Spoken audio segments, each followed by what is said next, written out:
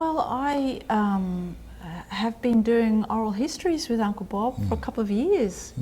We've recorded a lot of Uncle's stories and memories and reflections on his family and walking country as a young man with your uncle, Uncle Fraser Brown, if I remember correctly. Yeah, that's right, yeah. Uncle Fraser Brown, yes.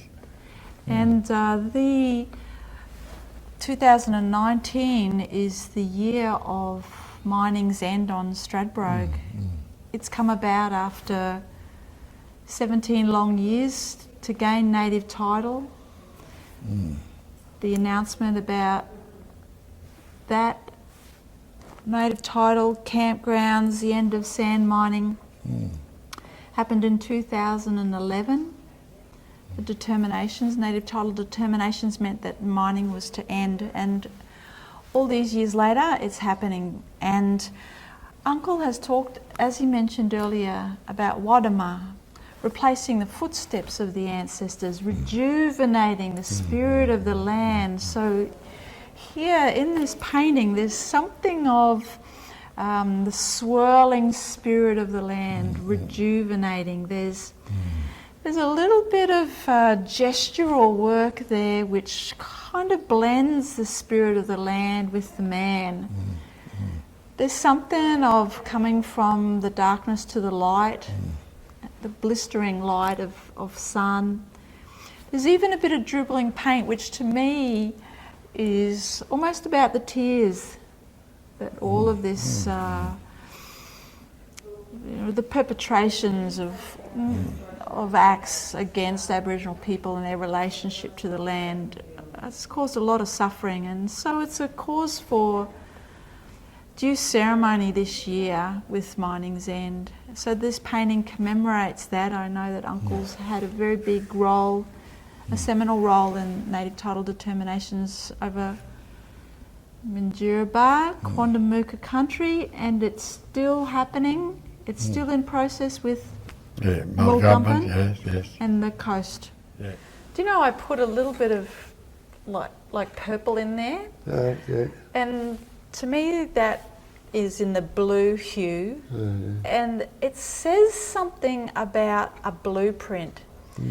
What I really love about witnessing in the last 10, 20 years of my time on the island is the fact that native title has meant an end to sand mining.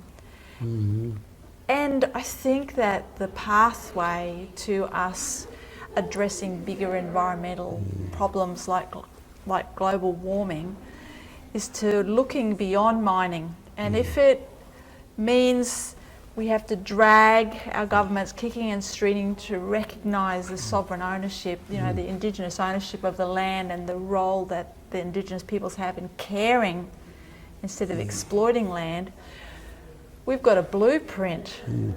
So that's what that colour, see just down on the leg there? The feet are embedded in a blueprint.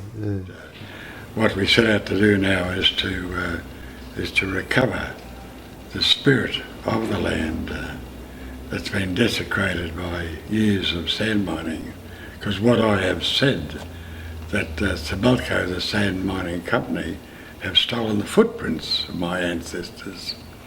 So what we intend to do is to have ceremony and walk the country again, so our Jinnung foot traces back over all those areas that have been violated by sand mining and returns the spirit of the land by walking the land and feeling embraced by the spirit of the land. And I might say also that the spirit is encapsulated also by our one of our elders, Auntie Cathy Walker, a writer, a poet and a political activist who captured the essence of it with these words: "And time is running out, but the time is close at hand, for the Dreamtime folk are massing to defend their native land. Come, gentle black man, show your strength. Time to make a stand. Show the violent miner your violent love of land." time together has meant certainly a very meaningful relationship for me, but I think it informs a very meaningful artwork, which hums along. It's got a lot of meaning, and it's not a painting of a photograph of somebody I didn't know. It's not a trick of hand. It's imbued with a lot of meaning, a lot of magic, a lot of spirituality, I think. And I hope that this painting communicates that in the fullness of time. The Quandamanga people, with all the changes that have come about through colonisation, we have always maintained our cultural identity and our cultural integrity.